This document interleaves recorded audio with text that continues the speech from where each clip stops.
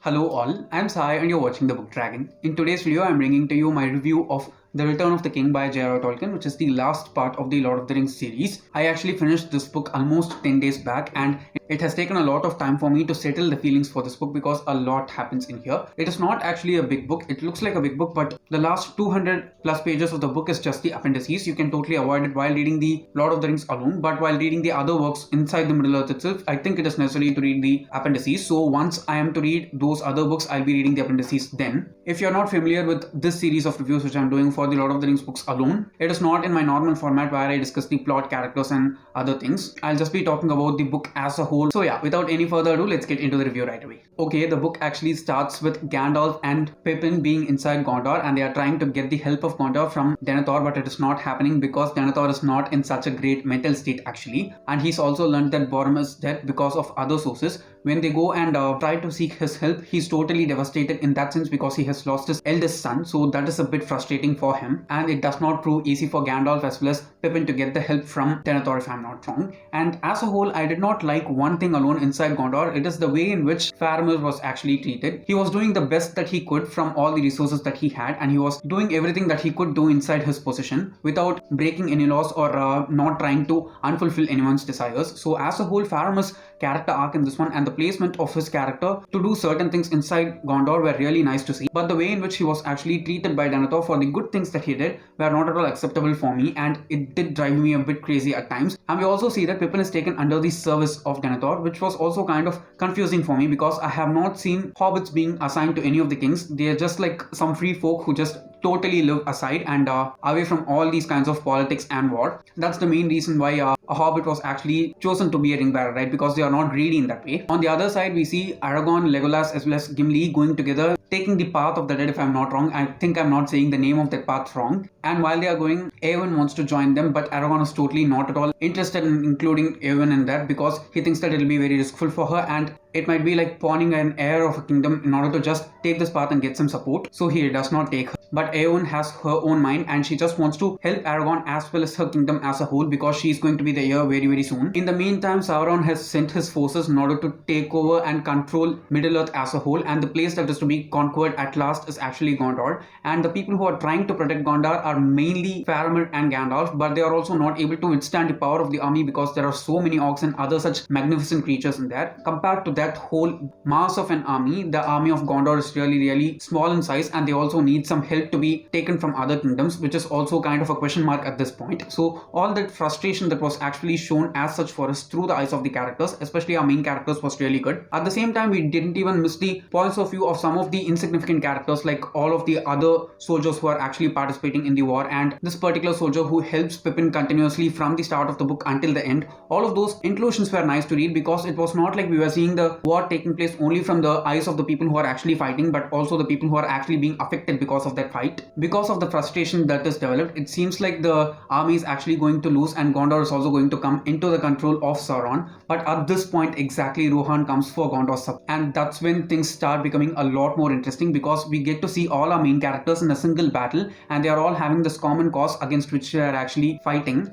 The best thing which I loved the most when it comes to the battle sequence as a whole is the inclusion of Eowyn and Mary, because they were considered as weak characters because of their physical appearance, but they are the two people who even directly confront the Nazgul, and one of them actually kills him. So that was a very magnificent scene if you ask me, for physically not that greatly strong characters, but their willpower and conviction to just help the people and win this battle was really nice. And one of the main reasons why Eowyn as well as Mary were fighting during this battle was for their friends. Okay, that was the main part which just caught my heart really much. I'm saying this because the whole series, which is the Lord of the Rings itself, is just tied by this single bond called friendship, and all of them do the different things for each other just because they are friends. So that was clearly highlighted during multiple parts of that single battle sequence itself. After finishing the book, I actually went forward and watched the movie just like I did for the other books also. And one thing which I just did not find interesting in the movie itself was that there's this particular important chunk of the book which shows the return of the king, right? Because when Aragorn comes and heals the people, that event actually signifies that he is the king, and that event is the return of the king. That was totally avoided in the movie.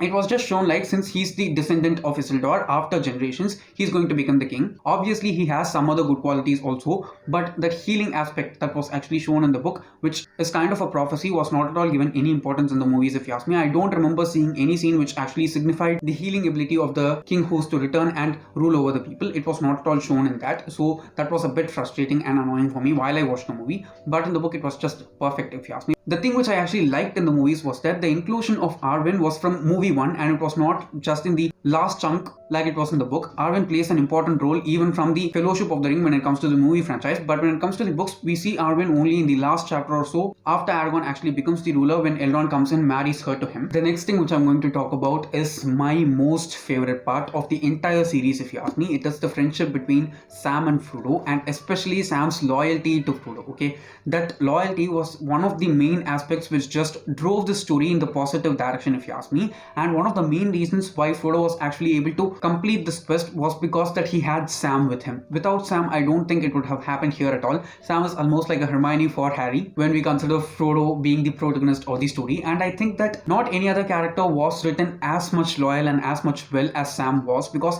Sam just felt like a very real person to me who had very high standards of living. And his loyalty, okay, I'm just telling the word again and again, I can sense it, but his loyalty to Frodo was just so great that I was not able to just get out of it. After I finished the book, it just stayed in my mind forever. Some scenes which just made my eyes well up when it came to Sam's loyalty was the scene in which he actually goes and saves Frodo and bears the ring instead of Frodo, because he's not in that stage to carry the ring, and he also thinks that Frodo might be dead. But towards the end of book 2, we get to know that it's not going to be that much possible. And the second one was where he actually gives away all his food to Frodo so that he can be nourished and stay energized in order to just carry the ring forward in order to complete the quest. He doesn't even tell Frodo that he has not eaten or drank water in like days, and he just gives it away to him. The peak of Sam Gamgee, if you ask me, in this entire book, and it is the scene in which he actually takes Frodo on his back. He actually piggybacks him and carries him on the mountain, which was amazing. Okay, Frodo does not want to throw the ring, and Gollum is just fighting something that is totally invisible, and Sam knows that it is Frodo, but he cannot go and interfere because he's frightened that he might cause some harm to Frodo, because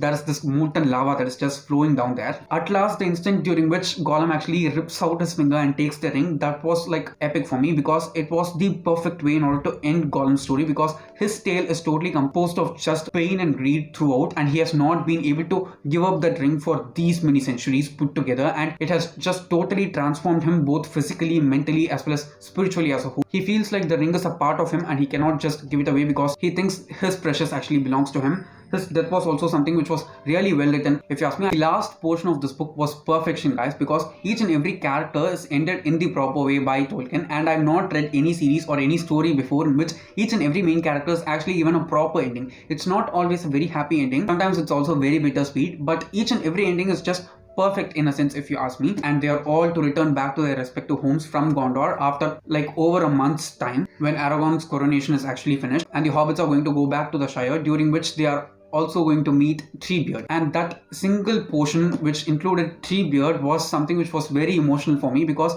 the entire story portion of the Ents and their Ent wives was something which was super emotional, and I think it has so much depth. Treebeard actually has a last bowl of draft along with Merry and Pippin, and the draft that I have also drunk before has its effect on them already, after which the hobbits actually return back to the Shire, which is not in the way they left it, so they just take back what's theirs and make the Shire the place for the hobbits all over again. And Sam also uses his gift from Galadriel in order to grow back the trees and make the Shire just as lush and green as it was before. The final part is definitely a bittersweet ending. Okay, we actually see all our ring bearers, who are Bilbo, Frodo, as well as Gandalf, going along with the elves across the ocean in the ship, and there we see Galadriel. Okay, the accumulation of all these main characters towards the climax of the book was just so much to handle. Okay, especially the dynamic that was going on between Frodo and Sam, their friendship. Okay, that purity was something which was very clearly seen in that climax scene, and I was not able to control the amount of grief that I felt in my mind, because it was like saying a very goodbye to the wonderful characters that we followed through all this time, and